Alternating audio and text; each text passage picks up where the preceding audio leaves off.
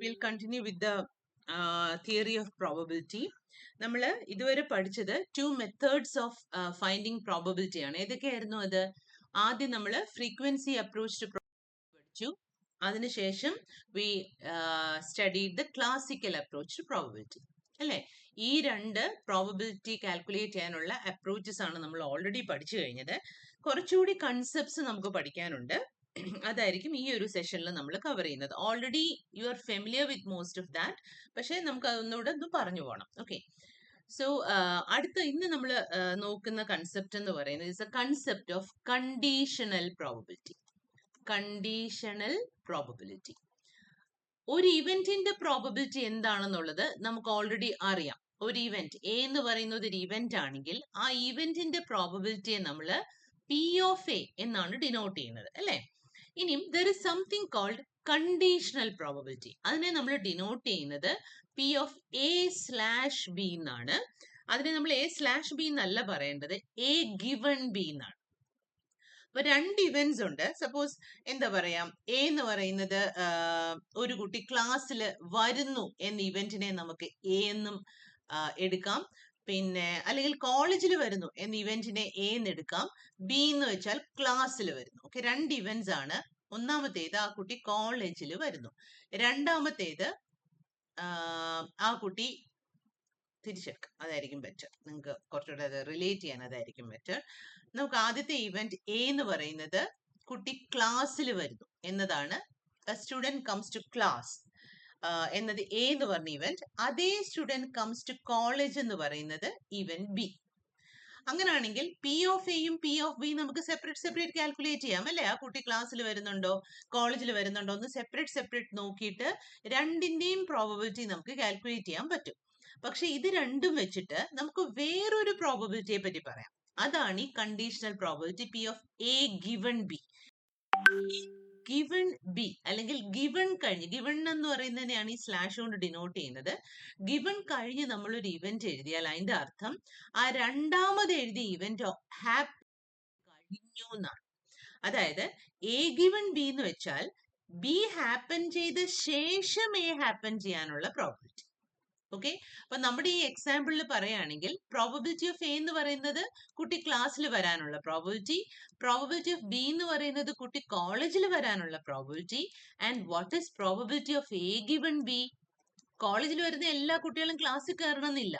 അപ്പൊ A given B എന്ന് വെച്ചാൽ കുട്ടി ക്ലാസ്സിൽ വരണം ഗിവൺ ദാറ്റ് ആ കുട്ടി ഓൾറെഡി കോളേജിൽ വന്നു. ഗിവൺ കഴിഞ്ഞ് വരുന്നത് ഓൾറെഡി സംഭവിച്ചു കഴിഞ്ഞു എന്നാണ്. So A given B is actually the probability that the student comes to class when I already know that she is in college. കോളേജിൽ ഉള്ള ഒരു കുട്ടി കോളേജിൽ ഉണ്ടെന്നുള്ള ഉറപ്പാണ്, കാരണം ബി ഗിവൺ ആണ്. ഗിവൺ എന്ന് വെച്ചാൽ സംഭവിച്ചു കഴിഞ്ഞു എന്നർത്ഥം. കുട്ടി കോളേജിലെത്തി പക്ഷേ ക്ലാസ്സിൽ വന്നിട്ടുണ്ടോ എന്ന് കണ്ടുപിടിക്കുന്ന ആ പ്രോബബിലിറ്റിയാണ് നമ്മൾ കണ്ടീഷണൽ പ്രോബബിലിറ്റി എന്ന് പറയുന്നത്. മറ്റൊരു ഇവന്റ് ഹാപ്പൻ ചെയ്ത് കഴിഞ്ഞു എന്ന അസംഷനിൽ വേറെ രണ്ടാമത്തെ ഒരു ഇവന്റിന്റെ പ്രോബബിലിറ്റി കണ്ടുപിടിച്ചാൽ അതാണ് കണ്ടീഷണൽ പ്രോബബിലിറ്റി. അപ്പൊ എ ഗിവൺ ബി എന്ന് വെച്ചാൽ എന്താണ്? It is actually the probability of A under the assumption that, അല്ലെങ്കിൽ given that B has already happen. താഴെയുള്ളത് ഓൾറെഡി സംഭവിച്ചു കഴിഞ്ഞു എന്ന അസംഷനിൽ എയുടെ പ്രോബബിലിറ്റിയെ കണ്ടുപിടിക്കുന്നതാണ് എ ഗിവൺ ബി. നമ്മുടെ പി ഓഫ് എയും പി ഓഫ് ബിയും പറയുമ്പോൾ അങ്ങോട്ടും ഇങ്ങോട്ടും ബന്ധമൊന്നുമില്ല, ഇൻഡിപെൻഡന്റ് ആണ്. കോളേജിൽ വന്നോ ക്ലാസ്സിൽ വന്നോ രണ്ട് സെപ്പറേറ്റ് ക്വസ്റ്റ്യൻസ്. പക്ഷെ കോളേജിൽ ഉണ്ട് പക്ഷേ ക്ലാസ്സിൽ വന്നോ, കണ്ടില്ലേ? രണ്ടും കൂടെ റിലേറ്റ് ആയത്, കണ്ടില്ലേ? അപ്പൊ ഈ രീതിയിലാണ് കണ്ടീഷണൽ പ്രോബബിലിറ്റി എന്ന് പറയുന്ന കൺസെപ്റ്റ് വരുന്നത്. ഭയങ്കര യൂസ്ഫുൾ ആയിട്ടുള്ള കൺസെപ്റ്റ് ആണ്. കണ്ടീഷണൽ പ്രോബബിലിറ്റി വെച്ചിട്ടാണ് ബേസ് തിയറം, ബേഷ്യൻ സ്റ്റാറ്റിസ്റ്റിക്സ് എന്നൊക്കെ പറയുന്നത് പിന്നീട് വലിയ ഫീൽഡായിട്ട് മാറി ബേസ് തിയറം ഒക്കെ ഡിഫൈൻ ചെയ്തേക്കുന്ന, അല്ലെ അതൊക്കെ എക്സിസ്റ്റ് ചെയ്തത് ഈ കണ്ടീഷണൽ പ്രോബബിലിറ്റി കൺസെപ്റ്റിനോട് റിലേറ്റ് ചെയ്തിട്ടാണ്. അപ്പൊ എന്താണ് കണ്ടീഷണൽ പ്രോബബിലിറ്റി എന്ന് മനസ്സിലായെങ്കിൽ അടുത്തത് നമ്മൾ നോക്കേണ്ടത് അത് എങ്ങനെ കണ്ടുപിടിക്കാം. Probability of A given B കണ്ടുപിടിക്കുന്നത് അതിന്റെ ഫോർമുല എന്ന് പറയുന്നത് it is P of A intersection B divided by P of B. A intersection ബിയുടെ പ്രോബബിലിറ്റിയെ പി ഓഫ് ബി കൊണ്ട് ഡിവൈഡ് ചെയ്യുമ്പോൾ കിട്ടുന്നത് എന്തോ അതാണ് എ ഗിവൺ ബി. അപ്പൊ ഇതേപോലെ ആലോചിച്ചാൽ what is probability of be given A തിരിച്ച് സംഭവിക്കാമല്ലോ. ഇവിടെ ഞാൻ കുട്ടി ക്ലാസ്സിൽ വന്നോ കോളേജിലുണ്ട് എന്നതുപോലെ എനിക്ക് വേണേൽ തിരിച്ചും ചോദിക്കാം. പക്ഷെ അത് അബ്സേർഡ് ആണ്. ഈ കേസിൽ ബി ഗിവൺ എ എന്താണ്? കുട്ടി ക്ലാസ്സിൽ ഇരിപ്പുണ്ട്, അപ്പൊ കോളേജിൽ വന്നോ എന്ന് ചോദിച്ചാൽ ടീച്ചറിന് എന്തെങ്കിലും കുഴപ്പമുണ്ടോന്നായിരിക്കും എന്റെ ആൻസർ അല്ലേ. കുട്ടി ക്ലാസ്സിൽ ഇരിപ്പുണ്ട്, കുട്ടി കോളേജിൽ വന്നു, അങ്ങനെ നമ്മൾ ചോദിക്കില്ലല്ലോ. എല്ലാ ക്വസ്റ്റിനും മീനിങ് ഇല്ല. അപ്പോൾ അങ്ങനെയും വേണേൽ നമുക്ക് കണ്ടുപിടിക്കാം. ചില സിറ്റുവേഷൻസിൽ അതും വാലിഡ് ആണ്. അപ്പോൾ അതിനെ കണ്ടുപിടിക്കാൻ എന്ത് ചെയ്യണം? It is probability of formula അനുസരിച്ച് B intersection A divided by P of A. ഏതാണോ ഗിവൺ അതിന്റെ പ്രോബബിലിറ്റി ആയിരിക്കും ഡിനോമിനേറ്ററിൽ വരുന്നത്. കണ്ടോ, ഇവിടെ എ ഗിവൺ ആവുമ്പോൾ ന്യൂമറേറ്റർ ബി ഇന്റർസെക്ഷൻ എയും എ ഇന്റർസെക്ഷൻ ബിയും സെയിം ആയിട്ട് നമുക്ക് ഇതിനെ എങ്ങനെ തന്നെ എഴുതാം? A intersection B divided by P of A എന്ന് എഴുതാം.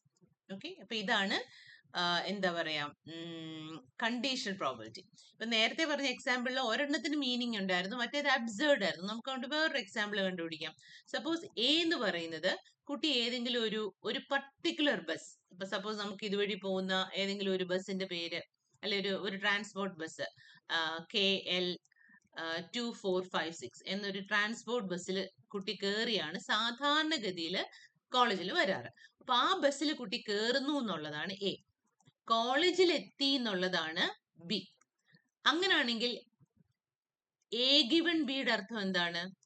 എ ഗിവൺ ബി, കുട്ടി കോളേജിൽ എത്തി, പക്ഷെ ഈ ബസ്സിൽ തന്നെയാണോ വന്നത്? കുട്ടിക്ക് ഈ ബസ് മാത്രമല്ല, പല ബസ്സും ഉണ്ട് കോളേജിലേക്ക് എത്താനായിട്ട്. അപ്പൊ കോളേജിൽ എത്തി, പക്ഷെ ഈ ഒരു ട്രാൻസ്പോർട്ട് ബസ്സിൽ തന്നെയാണോ കയറിയത്? അതാണ് A given B.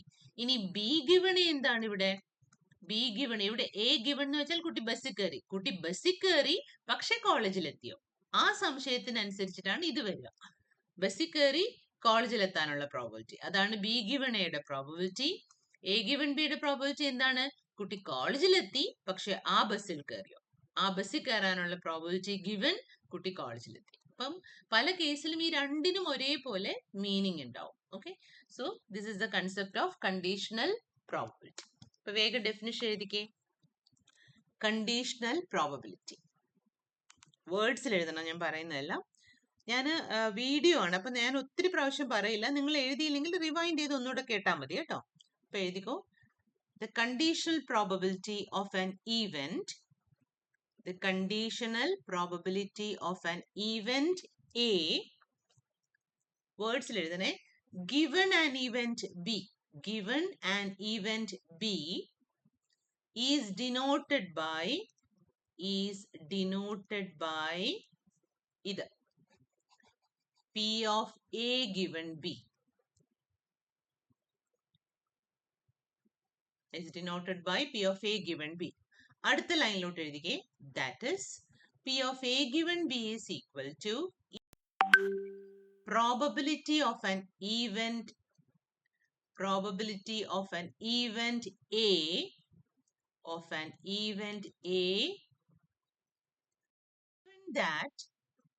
given that the event B has already happened. Divided ഒന്നുമല്ല, ഒറ്റ ലൈനിൽ എഴുതേണ്ടതാണ് കേട്ടോ. Probability of an event A given that the event B has already happened. Similarly P of B given എഴുതിക്കേ. Similarly P of B given തിരിച്ചിട്ട് എഴുതണേ. P of B given is equal to, ഇതിനെ തിരിച്ചിടൂ, probability of an event B given that the event A has already happened. ഇതിന്റെ നേരെ opposite. Probability of an event B given that an event A has already happened. ഇനി അടുത്ത ലൈനിലോട്ട് ഇത് എഴുതിക്കേ. P of A given B is equal to, അതിന്റെ formula എഴുതൂ. P of B given A is equal to, അതിന്റെ formula എഴുതൂ. ബോക്സിൽ കിടക്കുന്ന രണ്ട് സാധനങ്ങൾ എഴുതിക്കേ. P of A given B is equal to this. P of B given A is equal to this. Okay, ഇതാണ് കണ്ടീഷണൽ പ്രോബബിലിറ്റിയും കണ്ടീഷണൽ പ്രോബബിലിറ്റി കണ്ടുപിടിക്കാനുള്ള മെത്തേഡും. Okay, ഇനി കണ്ടീഷണൽ പ്രോബബിലിറ്റിയോട് ചേർന്ന് നമുക്ക് വേറൊരു കൺസെപ്റ്റ് ഉണ്ട്. നമ്മൾ കുറേ ടൈപ്സ് ഓഫ് ഈവൻസ് ഓൾറെഡി പഠിച്ചു കഴിഞ്ഞു. ഏതൊക്കെയായിരുന്നു ടൈപ്സ് ഓഫ് ഈവൻസ് പഠിച്ചത്? ആദ്യം നമ്മൾ മ്യൂച്വലി എക്സ്ക്ലൂസീവ് ഈവൻസ് പഠിച്ചു അല്ലേ. Mutually exclusive events. അതിന്റെ അല്ലെങ്കിൽ ഇതിന് മറ്റൊരു പേരെന്തായിരുന്നു? ഡിസ്ജോയിന്റ്. എന്തായിരുന്നു disjoint event? A intersection B equal to null set വരുന്നതാണ് ഡിസ്ജോയിന്റ് ഈവന്റ്. അത് കഴിഞ്ഞിട്ട് നമ്മൾ എന്തായിരുന്നു എക്സ്ഹോസ്റ്റീവ് ഈവൻസ് പഠിച്ചു. എന്തായിരുന്നു എക്സ്ഹോസ്റ്റീവ് ഈവൻസ്? എക്സ്റ്റോസ് ഈവൻസ് എന്ന് വെച്ചാൽ A union B union C union എല്ലാം കൂടി എടുത്തു കഴിഞ്ഞാൽ സാമ്പിൾ സ്പേസ് കിട്ടിയാൽ അത് എക്സോസ്റ്റീവ് ഈവൻസ്. അത് കഴിഞ്ഞ് നമ്മൾ ഈക്വലി ലൈക്ലി ഈവൻസ് പഠിച്ചു. Equally likely events, what were ദേ?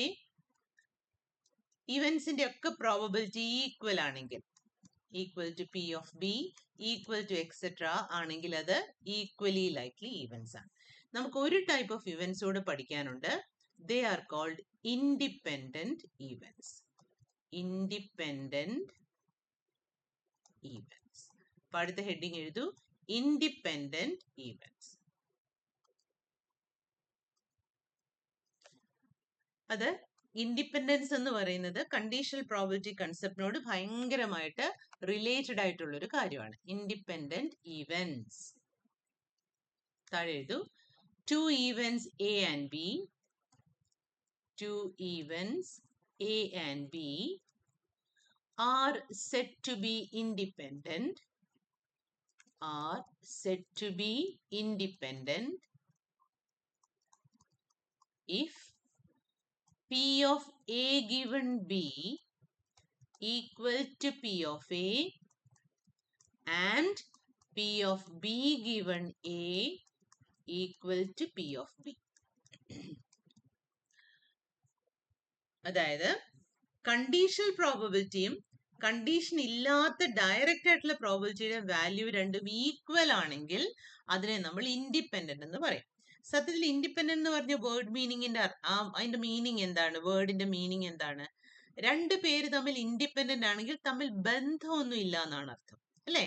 തമ്മില് കണക്ഷൻ ഒന്നും ഇല്ല. ഞാൻ ഇൻഡിപെൻഡന്റ് ആവുമ്പോൾ എന്റെ കാര്യങ്ങളെല്ലാം ഞാൻ തന്നെ ചെയ്യും. അപ്പൊ നമ്മളിപ്പോ വീട്ടില് ഇപ്പം നിങ്ങൾ ആരും ഇൻഡിപെൻഡന്റ് അല്ല. കാരണം നിങ്ങൾക്ക് വീട്ടിലുള്ള ആൾക്കാർ, അച്ഛനോ അമ്മയോ നമ്മുടെ സഹോദരങ്ങളോ അല്ലെ നമ്മുടെ ആന്റിമാരോ ആരെങ്കിലും ഒക്കെ നിങ്ങളുടെ സപ്പോർട്ടിന് ഉള്ളത് കൊണ്ടാണ് നമ്മുടെ കാര്യങ്ങൾ കൃത്യമായിട്ട് നടക്കുന്നത്. സപ്പോസ് നമ്മൾ ഇൻഡിപെൻഡന്റ് ആണെന്ന് ഇരിക്കട്ടെ. അതായത് ഇൻഡിപെൻഡന്റ് ആണ്, ഞാൻ എന്റെ സകല കാര്യവും ഞാൻ എഴുന്നേറ്റ് ഉറങ്ങുന്നിടം വരെ ഭക്ഷണമായാലും പഠിത്തമായാലും യാത്രയായാലും പൈസയായാലും എല്ലാം ഞാൻ തന്നെയാണ് ചെയ്യുന്നത്. എന്നാണെങ്കിൽ വീട്ടിൽ അമ്മ ഉള്ളതും ഇല്ലാത്തതും ചിലപ്പോൾ നമുക്ക് ഒരേപോലെ ആയിരിക്കും ഫീൽ ചെയ്യുക. കാരണം അമ്മയെ കൊണ്ട്, ഹെൽപ്പിന്റെ കാര്യം മാത്രമാണ് കേട്ടോ പറയുന്നത്, അമ്മയെ കൊണ്ട് എനിക്ക് പ്രത്യേകിച്ച് ഒരു ഹെൽപ്പ് വേണ്ട എന്നാണെങ്കിൽ അമ്മ ഒരു ദിവസം ബന്ധുവീട്ടിൽ പോയാലും നമുക്ക് മാറ്റമൊന്നുമില്ല. ശരിയല്ലേ? നമ്മുടെ ലൈഫ് അതേപോലെ തന്നെ പോവും. അതിനെയാണ് ഇൻഡിപെൻഡൻസ് എന്ന് പറയുന്നത്. അതായത് ഇവിടെ ബി എന്ന് പറയുന്ന ആൾ ഉള്ളതും ഇവിടെ ബി എന്ന് പറയുന്ന ആൾ ഇല്ലാത്തതും എന്താണ്? ഒരേപോലെയാണ്. അപ്പൊ ഞാൻ വേറൊരു ടീച്ചറുമായിട്ട് ഇൻഡിപെൻഡന്റ് ആണെങ്കിൽ ആ ടീച്ചർ കോളേജിൽ വന്നാലും വന്നില്ലേലും എന്റെ ഒരു കാര്യത്തിനും ഒരു മാറ്റം വരില്ല. അങ്ങനെയുള്ള സിറ്റുവേഷനിനെയാണ് നമ്മൾ ഇൻഡിപെൻഡൻസ് എന്ന് പറയുന്നത്. പലപ്പോഴും ആൾക്കാര് ഇൻഡിപെൻഡൻസിനെയും മ്യൂച്വലി എക്സ്ക്ലൂസീവിനെയും കൂടി തമ്മിൽ കൺഫ്യൂസ് ചെയ്യും.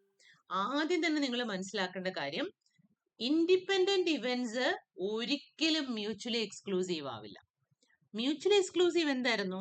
ഞാനും വേറൊരു എക്സ്ക്ലൂസീവ് ആണെങ്കിൽ ആ ടീച്ചർ ഉള്ളിടത്തൊന്നും ഞാൻ പോവില്ല, ഞാൻ ഉള്ളിടത്തൊന്നും ആ ടീച്ചർ വരില്ല, ഞങ്ങൾ രണ്ടുപേരോട് ഒരിക്കലും ഒരു കാര്യം ഒന്നിച്ച് ചെയ്യില്ല. അതാണ് മ്യൂച്വലി എക്സ്ക്ലൂസീവ്.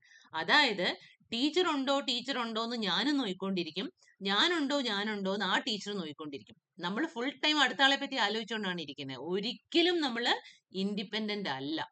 അപ്പൊ മ്യൂച്വലി എക്സ്ക്ലൂസീവ് ഈവൻസ് എന്ന് പറയുന്നത് ഇൻഡിപെൻഡന്റ് ഇവന്റ്സ് അല്ല. അവരെപ്പോഴും അടുത്ത ആളുണ്ടോ നോക്കിയിരിക്കും, ഒന്നിച്ചൊന്നും ചെയ്യില്ല, അത്രേ മാത്രമേ ഉള്ളൂ.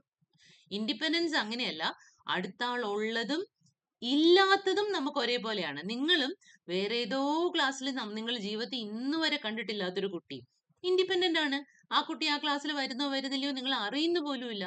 നിങ്ങളുടെ വരവിനെയോ വരാതിരിക്കുന്നതിനെയോ പഠിത്തത്തിനെയോ പഠിക്കാതിരിക്കുന്നതിനെയോ ഒന്നും ആ കുട്ടി ഇൻഫ്ലുവൻസ് ചെയ്യുന്നില്ല. അതിനെയാണ് നമ്മൾ ഇൻഡിപെൻഡൻസ് എന്ന് പറയുന്നത്. ഒരു കോയിൻ ടോസ് ചെയ്യുമ്പം എന്താണ്, കോയിൻ ടോസ് ചെയ്യുന്നത് നമുക്ക് മ്യൂച്വലി ഇൻഡിപെൻഡന്റ് അല്ല, ഡിപ്പെൻഡന്റ് ആണ്. ഒന്ന് കിട്ടിയാൽ മറ്റേത് കിട്ടില്ല, കണ്ടില്ലേ? അതൊരിക്കലും ഇൻഡിപെൻഡന്റ് അല്ല, അങ്ങോട്ടും ഇങ്ങോട്ടും കണക്റ്റഡ് ആണ്, മ്യൂച്വലി എക്സ്ക്ലൂസീവ് മാത്രമാണ്. പക്ഷെ കോയിൻ ടോസ് ചെയ്യുമ്പോൾ ഹെഡ് കിട്ടുന്നതും ഡൈ റോൾ ചെയ്യുമ്പോൾ 5 കിട്ടുന്നതും തമ്മിൽ ഇൻഡിപെൻഡന്റ് ആണ്. കാരണം കോയിനിൽ എന്ത് കിട്ടിയാലും അത് ഡൈയെ ബാധിക്കില്ല, ഡൈയിൽ എന്ത് കിട്ടിയാലും അത് കോയിനെ ബാധിക്കില്ല. ഇതാണ് തമ്മിലുള്ള വ്യത്യാസം. So two events are said to be independent if P of A given B equal to P of A and P of B given A equal to P of B. അപ്പൊ ഡെഫിനിഷൻ എഴുതിക്കോണം. ഇനിയും ഇതുമായിട്ട് ഇതിനെ നമുക്ക് വേറൊരു രീതിയിലൂടെ എന്താ പറയാ, വേറൊരു രീതിയിലൂടെ ഇൻഡിപെൻഡൻസിനെ പറയാം. നമ്മൾ ഈ ഒരു സ്റ്റേറ്റ്മെന്റ് നന്നായിട്ട് നോക്കി.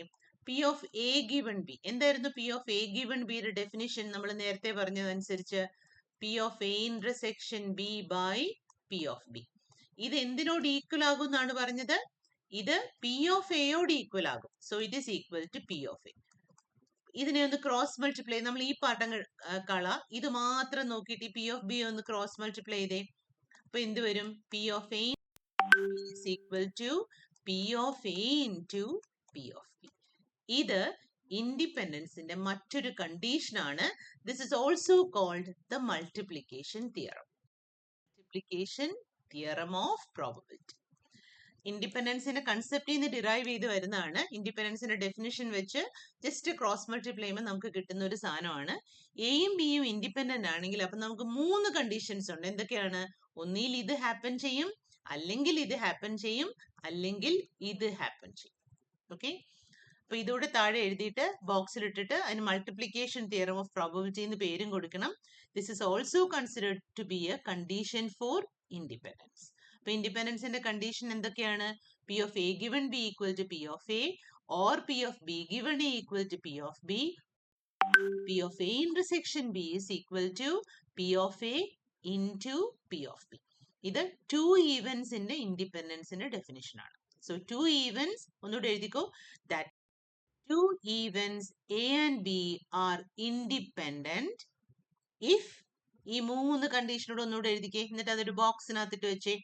If P of A given B equal to P of A, P of B given A equal to P of B, and P of A intersection B equal to P of A into P of B.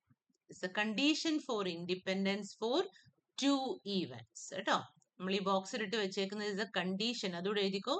This is the condition for independence of 2 events. ഇനി ഇതേ കാര്യത്തിനെ നമുക്ക് 3 ഈവൻസിലോട്ട് മാറ്റാം. A B C എന്ന് പറയുന്ന 3 events ഉണ്ട്. അപ്പൊ അടുത്ത ഹെഡിങ് എഴുതിക്കോ. Condition for independence of 3 events. 3 events independent ആകണമെങ്കിൽ right, 3 events A B C are independent if 4 condition satisfy ചെയ്യണം. P of A intersection B is equal to P of A into P of B.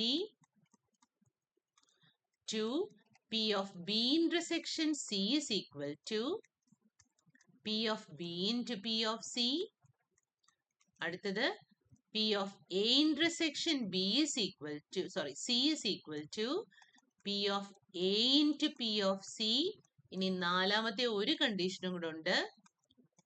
P of A intersection B intersection C is equal to P of A into P of B into P of C. ഈ 4 കണ്ടീഷൻസും simultaneous ആയിട്ട് happen ചെയ്താൽ മാത്രമേ നമുക്ക് എന്ത് പറയാൻ പറ്റുള്ളൂ? എയും ബിയും, ഇനി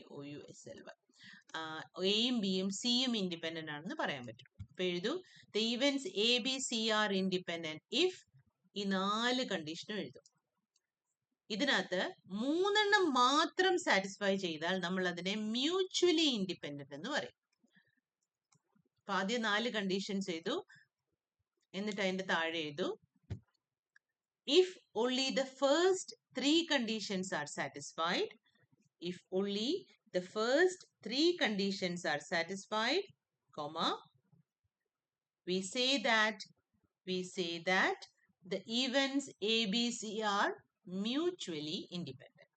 The events A, B, C are mutually independent. Okay, അപ്പോൾ ഇതാണ് ഇന്നത്തെ വീഡിയോയുടെ content. We discussed the conditional probability and the concept of statistical independence. Okay. Thank you for watching. Bye.